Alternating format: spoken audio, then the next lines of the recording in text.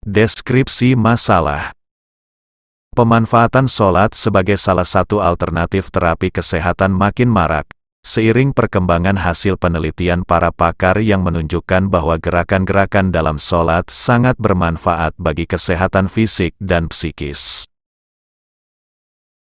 Seseorang yang melakukan sholat dengan ikhlas dan tumanina akan mengalami ketenangan jiwa, terhindar dari kegelisahan dan kecemasan, yang berlanjut dengan lancarnya sirkulasi darah, dan berbuah terhindar dari penyakit jantung, paru-paru dan masih banyak lagi.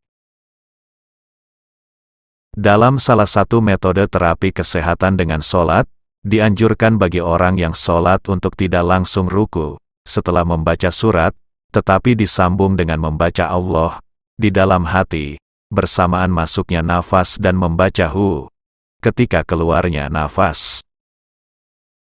Bisa juga dengan mengadukan segala kerumitan hidup yang sedang dihadapi, tetapi hanya di dalam hati dan tidak diungkapkan dengan kata-kata. Mengenai lamanya, tergantung kenikmatan yang dirasakan orang yang sholat. Teknis ini juga dilakukan dalam ruku, i'tidal sujud dan gerakan sholat lain setelah bacaan yang disunahkan. Dalam prakteknya, ada kemungkinan memanjangkan i'tidal atau duduk di antara dua sujud, bahkan mungkin ada orang yang sholat semata-mata berharap mendapatkan manfaat sholat dari sisi kesehatan saja. Pertanyaan: bagaimana hukum memanjangkan rukun pendek dengan metode dan alasan di atas? Jawaban: hukum memanjangkan rukun pendek tidak boleh dan membatalkan sholat, kecuali mengikuti pendapat Imam Qadi Abu Thayyib, maka boleh dan tidak batal sholatnya. Referensi: Al-Majmu' Syarhul Muhadzab, Juz 4 halaman 127. فرع. قال الأصحاب: القيام والركوع والسجود والتشهد أركان طويلة بلا خلاف، فلا يضر تطويلها.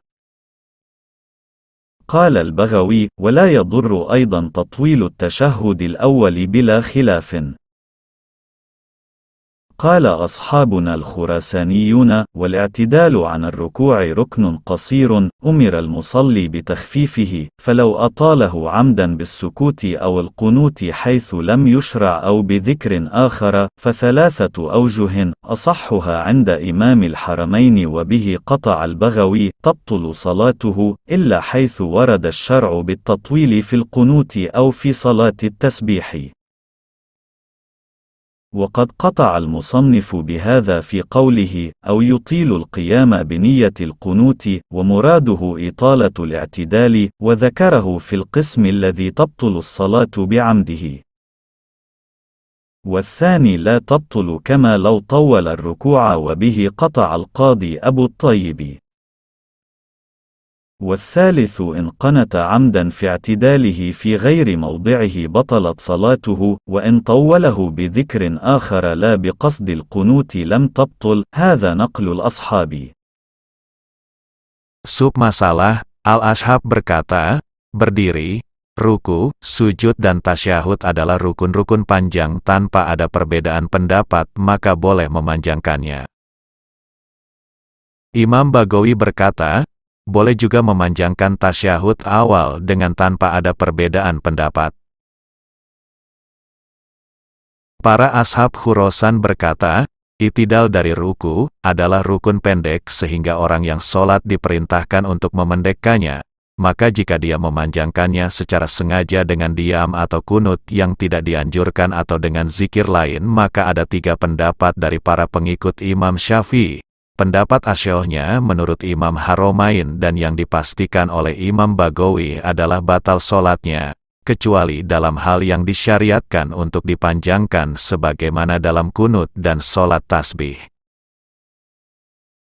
Sungguh pengarang memastikan pendapat yang membatalkan sholat ini dalam perkataan beliau, atau memanjangkan berdiri dengan niat kunut, dan yang dikehendaki adalah memanjangkan i'tidal, dan beliau menyebutkannya dalam bagian hal-hal yang membatalkan sholat dengan menyengajanya.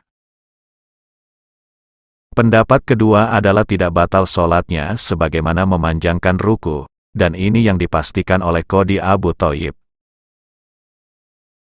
Pendapat ketiga, jika dia kunut secara sengaja dalam i'tidalnya di selain tempat semestinya maka batal sholatnya, dan jika dia memanjangkannya dengan zikir lain yang tidak diniati kunut maka tidak batal sholatnya, dan pendapat ini adalah yang dinukil dari Al-Ashab. Pertanyaan: bagaimana hukumnya melakukan sholat dengan tujuan untuk mendapatkan manfaat kesehatan fisik maupun psikis? Jawaban: sah, namun bila motif kesehatan lebih dominan daripada motif ibadah atau sama, maka tidak mendapatkan pahala. Referensi: Bujairomi Al-Khatib, Juz 1 halaman 18. وقال الغزالي: إذا كان هناك قصد دنيوي وقصد أخروي كمن سافر للحج والتجارة أو للجهاد والغنيمة أو للهجرة والزواج، فإن كان القصد الدنيوي هو الأغلب لم يكن فيه أجر، وإن كان القصد الديني هو الأغلب أجر بقدره، وإن تساوي فلا أجر.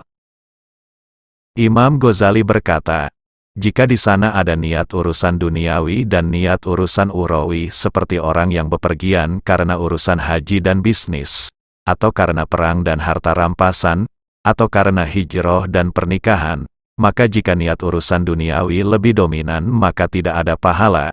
Jika niat urusan ukhrawi yang lebih dominan maka diberi pahala sesuai ukuran niatnya. Jika niat urusan duniawi dan ukhrawi sama maka juga tidak ada pahala. Al-Fatawal Fiqiyatil Kubro, Juz 1 halaman 146. وسئل: نفع الله بعلومه عمن رأى بأول جزء من صلاته وهو التكبيرة الأولى مع النية، هل تصح صلاته ظاهرا أم لا؟ فأجاب بقوله: إن النية حيث كانت جازمة مستوفية لشروطها المقررة في محلها فالصلاة صحيحة منعقدة، وإن فرض أنه قارن ذلك قصد دنيوي، ومن ثم قال أئمتنا: لو قيل له صل ولك دينار فصلى بذلك القصد صحت صلاته.